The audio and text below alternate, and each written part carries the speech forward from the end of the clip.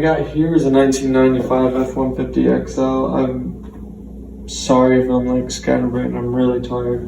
So part of this channel is just kind of like being able to share problems that I'm going through, and hope that can help others with my vehicles and just life in general. And I'm without a vehicle right now, unfortunately, but sometimes you just gotta buckle down and get right to it and do what you gotta do, and you just can't let those things hang over you, and God's got a plan. So we've been busting this out. When I say we, I mean it's just been me and my dad's come out. He come out to get that old pilot bearing. I should have got it on video, but he showed me an old school trick, that pilot bearing for your clutch. You just keep shoving bread in it and pounding bread in it, and it just slides out. But this, I want to say last October, it would go into first and second, but it wasn't grabbing anything. So me and my buddy Tim, we tore it down a while ago just to diagnose what was wrong with it. The shifter forks were wrong, so they were really worn out. It was bad, but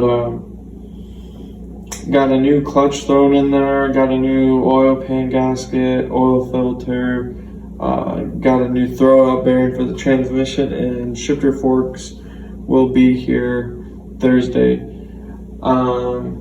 I didn't really record anything that I was doing with this just because of the situation I'm in. I was just trying to get it done and knocked out, but I will be doing a video over these shifter forks, as there's videos out there about it, but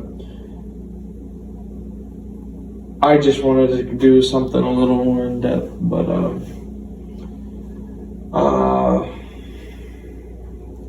other things going on. Once this is done, and in a couple months all the parts come in, the gray Ford will be getting tuned up. We're gonna do a budget build on it. We're gonna lower it. Stuff I've talked about in previous video, but that's all for right now. I'll be showing you guys some of the work that's done to the truck, but just stay tuned. Stuff is happening, it is coming, and also just being able to talk to you guys about life and what's up, and how to just nose down and give the glory to God. So thank you. Alrighty, here's the transmission painted up. Nothing crazy going on, keeping all of my gears because they look good. Here's what I was talking about on them shifter forks. You can just see it's worn in its own groove, and this one's made its way completely through, and the tip of it's broke right there. Oh, this side, my bad. The tip of it's broke. Hard to focus. But yeah, here is what's all been done. For your oil pan gaskets, the torque there, pounds of torque would be 12 is what I went with. Or that's what they say to do. I just took like a little stubby wrench and got them all tight and got that seal squeezed. And